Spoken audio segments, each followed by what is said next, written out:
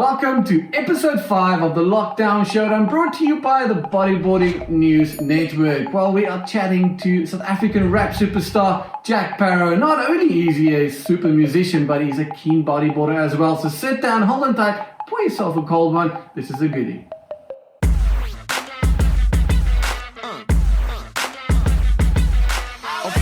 Vastgevang was in rapmuziek. Maar kijk die John los, want ik rap zo sliek. Al die ander fucking naaiers rap matriek. Allemaal luister naar Jack, want ik rap uniek. Toen ik al 18 was ik van rap verbied. Allemaal het getuned, Jack heeft ook een rap verniet. Maar nou het ik al een fucking crap gebied. En nou tune allemaal fucking Jack rap zo kiek. Well, ladies and gentlemen, welcome to the Lockdown Showdown. Well, I'm hanging out with South Africa's finest, Jack Parow. Jack, welcome to the show. How's it going? Lekker, nice. Thanks for having me. All right, now, Boots. Geez, what a dick 2020 has been to everyone. I kind of want my money back. Yes, so. Oh, it's crazy, yeah. I had such a high hopes for it. So I had such it has such a cool ring to it. 2020. I thought it was going to be mull. It was going to be good times, but yes, it just started out the bats, World War III, and bloody, like it was just like a constant, like craziness all the way through. Well, I think the main thing, and one of the big things, if not many people know, ladies and gentlemen, is that Jack Parow is a keen bodyboarder and actually very good bodyboarder. We've been lucky enough to share a couple of cool sessions. I've seen him hit the lip and his lip as well a few times. Yeah. So, I should have kept that away for myself. No, that was a hectic one. I still got a little bit of a scar inside here. That was literally the day before lockdown. And then I thought I broke my jaw. I was like, this is the greatest way to go into lockdown. Straight broken jaw. Now that the cat's out the bag, everybody knows that you're a keen bodyboarder. Where did it all begin for you? When did you pick up your first bodyboard? How did Jack Parow get into the ocean, and where did his love for the ocean actually all begin? Well, I actually started. I lived when I grew up. My mom and all my family we went to a holiday in Arniston, which is like a small little beach town, and I just fell in love with it straight away. And spent all my life since I was like basically old enough to walk on a bodyboard.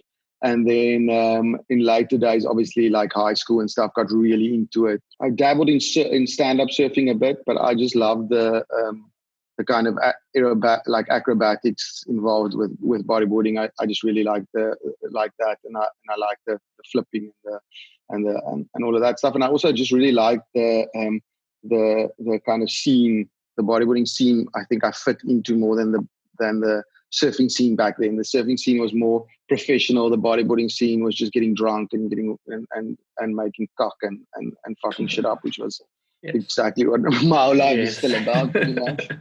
So it just gravitated towards me. So when I was 13, my mom, my family moved. My grandparents sold the house in Arniston.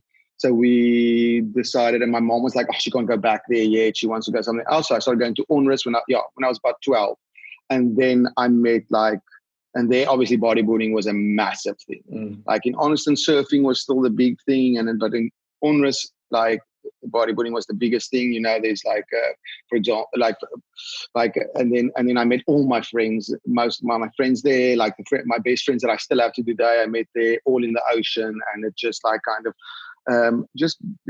pretty much bodyboarding was like I'd say so instrumental in kind of forming me to where I am now, even in music, even in everything. Like it's just such a massive part of my life, and it's just crazy to think about how much it's done for me. It basically like brought me so much inspiration, as well as the people around me, the good times, everything. Yeah, I think a lot of us can also relate to that, because in the way I see it and the way my life has been around the ocean, and basically each and every bodyboarder, we all kind of follow that same little route. You find your route somewhere, you connect with this clan of dudes and chicks, and you party night away. Next morning you go surf, whether you have a hangover or not, you're there, you're chasing, whether it's onshore or offshore, you're always there. Yeah. And onerous. Fuck. These days, back in the day, it was more easier to surf with a hangover. The hangover was much less. Now I'm like, I'll see you tomorrow. And then like 4 days later, is it tomorrow? Wait, it's like 3 days later. You're like, oh, sorry, bro. Like 3 a.m. still jolling. I'll see you. I'll see you in an hour. Mm-hmm. Yeah, I missed that one. I'm still bummed about that one. That looked good. Yeah, that was good fun. It's funny that you say onerous. My parents live in Onerous, and the current world champ Tristan Roberts is from Onerous as well. It kind of just seems that little town is like your Port Macquarie. That kind of just, because Port Macquarie in Australia is Damien King, a couple of big names coming out of this little town that just breeds talent. I think Onerous was back in those days was one of those towns, and it kind of still is. But by the time you were there, the localism was pretty gnarly. The dudes were just protecting the break and surfing so hard, and you can see how that's come down to future generations, such as Tristan, who's been just from 12 years old, nog eens wel op die bolle nie, and he's out there in his wetsuit 12 hours a day. That's just, Onerous is just such a special place for both you and me, which is quite awesome. And that's taken us like, what was your first bodyboard? And it's a great wave. Yeah, exactly. There's like 3 good spots. My bodyboard was. Yeah, and back then there was still a place called it's still there, Harderbaai, but there was a spot called Bloedbank, which was like a rock in Harderbaai, which doesn't work at all anymore, which was one of my favorites. And we'd always braai on the rocks there all day, braai on the rock. And the craziest thing, dude, my mom, bless her soul, she like, or bless her heart, she was like,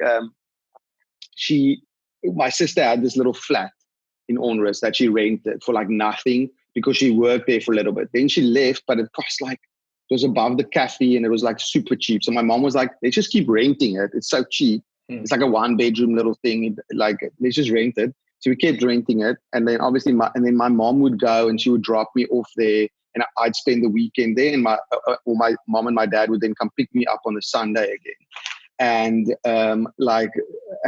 we would spend like all day just braaiing at Harderbaai on the rocks, surfing, braaiing. Then at night we go drinking. And actually, my 16th birthday, the reason why I don't drink anymore, why I don't drink wine anymore, on my 16th birthday was the last time my mom dropped me there. She dropped me there on the Friday, and everyone obviously found out that I'm there. I'm going to have a party at this little flat, but it was above the cafe, and the doctors was next to it.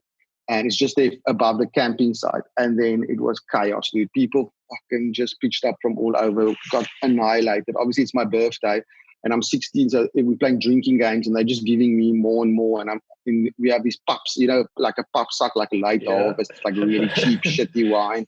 And I'm like fucking just getting pounded. Like everyone's nominating me to drink. So I drank like fucking 3 liters of wine in like an hour. Fucking destroyed the place. Like people slept. The next morning, the doctor got there. There was people sleeping on the roof, and there was like fucking the pot nonsense, and they evicted us straight away. The next day, they found my mom. They were like, "Fucking get the fuck out of here!" And then I could never. And then I got like alcohol poisoning from wine. So I could. Now I don't drink wine. I never drank wine again, which is tough because now. Because it's like to have a chilled out glass of wine. Yeah, exactly. You've got to have a chilled out double brandy and Coke. It doesn't work as like every night. I still do it, but you can't. But I do. So back to your first board. Tell us about your first bodyboard, the one you can remember. Well, obviously, I had the shitty ones, the cheapies and stuff, and like the ones you buy at the supermarket and stuff. But my first actual board was a hot butted. It was like I can't remember exactly what model it was, but it was like purple at the top and like green rails, and like it was like the coolest thing ever. And I had those octo blades, like fins to match it. And I loved it. It was the coolest board ever. Like I had such good times on that board, and it kind of propelled me from just like kind of going straight to kind of really like exploring what bodyboarding was all about, and that it's not just about catching a foamy and like just riding straight to the beach, which is really cool. And then after that, then bodyboarding got big, obviously, and then Wildside opened and all these like kind of surf shops, and it became like quite a culture, and you could go somewhere and actually buy boards because it was not that easy to get good boards back then. And then after that, my first board I chose myself and was in love with was that Ben Harland with the Rio Piper Ben Harland with the Magician on the bottom. Oh yeah, that's such a good board. Oh, that thing is vintage. That thing is vintage right now. If you ever get your hands on one of those, you should put it on a pedestal. So I don't know what happened to mine. Mine just got destroyed, I think, and just ended up in a dustbin after being like completely creased and fucking broken to pieces. Yeah. Or just a house party where you're going down the staircase. I don't know, one of those. DK down the stairs. So talk to us about your current setup. I saw you have a pretty dank board with some leopard skin. I mean, in my opinion, you are the true Tiger King. I don't know where this other guy fucking came from, but Leopard King. Leopard King. The other guy's a complete knockoff. But yeah, so tell us about that specific board and why you chose that template. Okay, well, you know, I surfed for very long. I surfed the Aluminum P Annihilator, which was a really cool board for me because I'm not really someone who I like charging and like and just going just like one big like something big at the end and not like I'm really not just like spinning and everything else. I just like something that's fast and also I'm quite big and heavy, so I need like something that will keep me up. So that Aluminum P Annihilator was great. I surfed so much amazing waves all over the world with it actually, and it's still not creased. It's still perfect. I still have it as a backup board that my friends use, but then obviously I had the privilege and the honor of becoming part of the Handpicked family and meeting Michael Osler and obviously you and everyone through that. And Michael actually said, do I want to make my own board, like a custom board? And I was like, straight, like definitely. So I just basically took that template that I had and just with the backtail and stuff and just like kind of copied it and kind of did it in the same style. With a nice leopard print bottom, and then I've got my Parow Trooper logo on the bottom, which is really nice. It's an amazing board. I love it, and you know that leopard print's the boss. And then I also like randomly through that I also found this guy online. This guy also inboxed me online that does thrash leashes. That also sent me like some neon pink leashes working with that yellow board. So my board's so nice. I love it when I see it. It makes me happy. Nice. Well, that's cool stuff. So tell me, what is your favorite wave and your favorite move? My favorite wave, you know, spot. Do you mean spot-wise? Yeah, let's say locally, your favorite spot that you can get to quite often, or the spot that really. Well, my local spot, I think is Llandudno is probably the place I surf the most. It's the easiest, and I've been surfing there for so long. My aunt lives there, and like it's like I've been going there for a very long time. So that's probably what my go-to wave. Mm-hmm. But these days I actually end up surfing Komiki and that side much more because my guitarist Andre Geldenhuis, he lives there. So I end up just he gives me surf reports. So I just end up driving there. I really like that wave as well. And then I like a good like point break. I like my favorite probably wave if I could choose to live anywhere on a break would be like Big Bay. I really like that wave. It's really nice. I like just being the as unfit as I am. I like something that I can paddle around that I don't have to dive too much. 20 times. So, so I like that. And Stolby Pint is also really nice. Like I like those waves on lacquer. And as I said, I like just I like a little flip or something. Even though my back is starting to get me down, I like a little like nice little flip or IRS or little roll or something like that. That's my favorite. Yeah. Okay, nice. Well, thanks for that. Seems like you are definitely not afraid of hitting the lip, and I kind of saw that the other day. I was very impressed. So yeah, good on you, mate. And I'm sure the board of yours. That was hectic though. But as I got up, because I went up, and as I came down, I did an invert and obviously landed in the flats. And as I landed, my cockabeen just shot up, and I literally thought first I broke my jaw, then I thought I'd blown my eardrums. It was just like super hard, like straight on the flats. I had my lip bleeding and everything. It was kind of hectic. And the heaviest thing is we missioned all the way, and it was like 30 minutes in. It's like your second or third wave. Oh man, that sucks. I have to go out. Anyways, well, hopefully after this lockdown we can get back into it. Another big thing is 10 years of Jack Parow. So you're celebrating 10 years of bringing us absolute good times, great music, and a lot of fun memories. I was in Oman at the time when you dropped your first album. It was just, I was never so homesick in my life. That was just amazing. So what does Jack Parow have on the brew for us, given that it's 10 years now? Whispers are there's a new album potentially in the making. Yeah, this thing, like obviously with this lockdown and with everything's going on, there's a lot of like restructuring of what was going to happen and what is happening now. So everything's kind of restructured. And so for example, we have this festival that I have in Holland every year called Parow Fest, which I was going to bring to South Africa this year. Which now obviously kind of looking if it's still going to happen and so on. And we might push it a bit till next year, but so those things are kind of restructuring. So that, and this has kind of also forced me, which I think is a good thing because I'm also a little bit lazy and I tour so much. So I play like 2-3 shows a week, which ends up, you play you play Friday and a Saturday night. You get home Sunday, you're exhausted, you've barely played. It takes you like 3 days to recover. Then it's Wednesday. And then it's almost time to go back on the road again on a Friday. So it's really difficult to really write and be creative. And also, to be in a creative space, you need rest. And I think a lot of people in the world,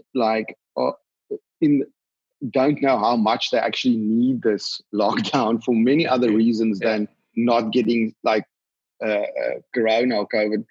It's actually like there's so much more good to it, and that's the kind of thing it's been doing to me. So I've been really doing a lot of writing, just like sitting at home, taking some psychedelics and writing some raps. Stock standard. But yeah, and then so I'm working on that, and then I'm also like. Yeah, also what I like about it is it turns you into MacGyver, this lockdown, because you can't get anything. So usually if you want to do something, you go to like a hardware shop or whatever, but now you have to work with what you got. So I've also, so we were going to do, because it's 10 years of since Cooler is Ecke, like I've obviously been writing raps for like 22 years, but 10 years since I've been like famous or whatever. And the first hit was Cooler is Ecke, and that came out this year. So we've done this. So I was going to do these things where I just kind of chat about the video. So I got a green screen so I can like sit in the corner and say, cool, this happened here. This is why I wrote this. This is how we shot it and all that kind of stuff, which is now kind of turning into much more. So we're going to do like some cool stuff around that and have like parties and stuff like kind of in that way. Because, the fuck up with me is everyone's playing live shows and so on. And doing that live streaming stuff from a musical point of view, but it's like it's you can't like it's difficult to do that for me because my show's so high energy and it's such a for anyone who's been at my shows, it doesn't really translate into just like normal like sitting and fucking playing like this. It just doesn't translate. So we've gotten some really cool different ideas that we're going to do. So yeah, obviously just keep an eye on my social media, Jack Parow with 1 R, and then it's all happening there. And then I did a bunch of cool 10-year stuff. I did a for the 10 years. I've done a limited edition bottle with Jägermeister. I did like a 10-year Parow brandy, which is really nice. I have my own brandy called Parow brandy, so we did a 10-year of that. I did a Fally with Puma, which was amazing. It sold out in like 30 minutes, which is really cool. I'm just trying to use this time and think of like fucked up weird things to do and keep myself busy and create, because you know the income is also obviously a big thing for everyone. And being a musician, it's as I said, two shows a week. What I was averaging, and that's obviously a massive loss of income for me. So it's just also about kind of figuring that out. But luckily, everyone's coming to the parties, and you know everyone's giving us relief, and the banks are helping, and everything's helping. So it does give you that space to not stress that much about that and kind of stick to being creative. Yeah, I think for you it's just very important to be in that space to continue bringing new content, new material, new music. You know, so yeah, like you're saying, like living. It just seems that this lockdown has affected the entertainment industry, a lot of industries in general, you know. So as an entertainer, what contingencies do you guys have right now to keep up with what's happening in the world? Is everything going digital? Is everything going like virtual, like we're doing this now? Or are we just kind of waiting it out? You did say you are hanging around, you are making new things, and you're rescheduling and you're rebuilding what there is. But how, like to its core, how has this affected the entire music industry? Yeah, well, I mean, it's massive. I think for me, I'm lucky. I'm quite I do have a good online following, and I have a strong basis of people who stream my music, because there is obviously still money in streaming and so on. And obviously, there's a lot of spaces to do things and do creative things and work with brands. Luckily, I've also have good relationships with a lot of big brands that I've been working with for years, who kind of help me, which do like stuff like that, and also through my social media, obviously, and stuff like that, doing cool little projects. I'm a big gamer, so I work with a lot of gaming brands and do gaming stuff and posts about that. And so I think, but for the music industry, you know, it is bread and butter. From I'd say 80 to 90% of the music industry is touring and is shows. You know, back in the day, people bought CDs and you would you know, I watched this the Defiant ones the other day, which is a really cool thing about Jimmy Iovine and Dr. Dre, and just how they went through all these phases of the music industry. And you know, people always freak out. First day there was nothing. There was no recorded music, so people freaked out when they bought out vinyls, because they were like, no one's going to come to our shows anymore. It's like, but then they ended up making much more money of selling vinyls. Then tapes came out. Then they were like, fuck, we fucked. Like they're just going to dub everything, never going to buy anything. Same thing, made so much money. Then CDs came out, which was the best, because vinyls. Once again, people thought they're going to write. Everyone's writing, copying of CDs, but you know, CDs. That was the biggest time in music for those artists, because, and I kind of got the end of it, luckily. But people were used to paying like 150, 160 rand for a vinyl, and the cost of making a vinyl was very high. Now they were making CDs for like 10 rand a CD, and people were used to paying 150, 160 rand. And people were still charging that. So it was such a crazy time. People were making so much money. And then it just flipped again to like digital. And people were once again freaked out about, now it's digital. No one's going to like buy CDs with fucked again. But it's just adjustments. So I think it's all about adjustments. And I think this little reboot of basically the whole world, like of everything, the economy, the kind of way we look at what we do as musicians, as fucking anything, like it's all shifting. It's like such a massive shift, and I don't think, it's not that I don't think, I know that the world is going to be a complete different animal when this is all done. And I think a lot of people will be for the better in many ways as well. And like I think a lot of remote working will be happening, and a lot of like this kind of cool stuff of just creating cool stuff, because everyone's an influencer now. Fucking like my fucking uncle's an influencer now. Everyone's fucking making like videos and shit. It's Look like at me, I'm making videos. Yeah. Fucking ooms nominating each other to down. You have an egg. Is that an egg? And where's your shot of brandy? Jeez, what a... Yeah. Anyways, thanks for that, dude. Okay, so a couple of quick fire questions. Who's your favorite bodyboarder? Tristan Roberto. I must give him a shout out. Yeah, a little legend. Unbelievable what he pulled off in Fronton last year. Unbelievable. Yeah, and he's such a good kid, man. He's a legend. He's such a nice guy. Like I've known him also for a while, and he's really he's a really nice guy and a really cool guy, and he's got a good vibe to him. Nice. All right, and then I just forgot what I was gonna ask you. Crazy. Yeah, my answer was so amazing. You got me there. First thing you're gonna do when you get out of lockdown? Yes, fucking drink. Go to a bar. Yeah. I think everybody's friends, dude. I think that's like, it's really fun and hanging out with the family and at home and stuff. But it's really I do miss like that friend thing. And you know what another thing I really noticed about fucking Zoom and like Housebody and all these apps is it actually ends up being much fucking rougher than going to an actual bar. So sitting and fucking drinking at your house with people on a fucking tablet. When you see again, you've fucking finished a whole bottle of fucking brandy. It's so dangerous. It's like the danger, and you like it's crazy. So I just need a break from like online parties and go to an actual party to kind of get to recover from my online parties. Exactly. I think before this, it was like, I don't want to be with my phone. I'm gonna stop using Facebook, or I'm gonna like take a break. And now we're so glued to this shit at the moment because it's the only way we can communicate to everyone.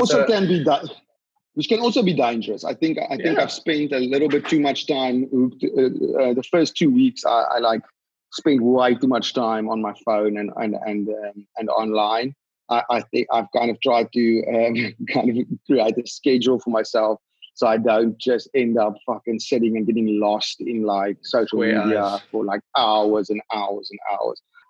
But you know what's also lacking is I read this whole thing on psychology online, just think about it. Like it's also people mustn't feel bad about not doing anything. Sometimes you have to do nothing. Resting and kind of getting sleep and kind of just like switching off in a way is also a good thing to reboot. Because I was also struggling for the first 2 weeks. I was like, fuck, what am I going to do? What can I do that's creative? What can am I going to do online shows? Am I going to do fucking this? Am I going to do this? And I ended up just freaking out so much that it was like, because everyone was doing shit. I'm like, fuck. I'm not doing anything. What is there something wrong with me? Am I fucking like? But then through actually resting and just letting the ideas come to me instead of forcing it to come, try and force it to come to me, it has manifested itself automatically by just because your brain rests and then it just starts firing on its own. So you will be walking. Fucking that's how ideas come and the best ideas come. So I also think people must be easy on themselves and not too hard on themselves, that they can fucking enjoy some time to just do football. Sure, because we take it for granted so much. I mean, it's unbelievable. Yeah. But that being said, out of this, it's gonna be fucking rough. When you get out of this, people are gonna fucking. It's gonna be balls to the wall. It's gonna be rev like a motherfucker. So enjoy it. Oh God! Listen, Jack Parow, thank you for your time. I think everybody's so stoked to listen to your music. Thanks for giving us 10 years of good times, and we're looking forward to another 10 years. And I cannot wait to have put my hands on that 10-year brandy as soon as we can get out of these cages. My bro. That other bottle is bit the dust. Look here. Show me. This is the old one. Oh yeah, Karate Water. There it is. And this never been seen online. Oh, exclusive, Literally, ladies and this is the first gentlemen. time. Exclusive. Here on the It's not Lockdown available Showdown. anyway because we obviously can't fucking deliver. Booze is fucking lockdown as well in South Africa, so we can't. For people who aren't in South Africa, booze and cigarettes are illegal, but well, not illegal, but you can't. The booze shops, everything's closed. But this first time, this is the 10-year bottle, look at right? that! Look at that! Look 10 how years fucking of sick that bad. is. Oh, bro, that is tit. So nice, eh? We want to start. I got some Coke, and you can chuck out. I'll chuck some Coke out on my computer screen, and we can pretend. I'm start like a fucking bootlegging shebeen here at my fucking out of my garage at my house. Well, if anybody wants to know where he lives, or we'll post the address, you can go get some bottles out there. But yeah, Jack, listen, man, thank you so much for taking the time and talking about bodyboarding and talking about life under lockdown. And I'm looking forward to seeing what you are going to be producing after this. And more importantly, looking forward to seeing you in the water, shredding and sanding and hitting lips and, again, hitting your lip as well. So thank you for your time, spending your time here with us. So, yeah, we really appreciate it, dude. Yeah, and everyone be safe and yeah, look after yourselves. And when you get out of here, fuck shit up again. Let's swim. I hope you enjoyed watching this episode as much as I enjoyed chatting to Jack. Well, coming up in our next episode, we are dropping in on Joanna Schenker, talking about life under lockdown, her life as a female bodyboarder, and Barbies. Well, that's it from all of us from this episode. Stay safe. Mumbles out.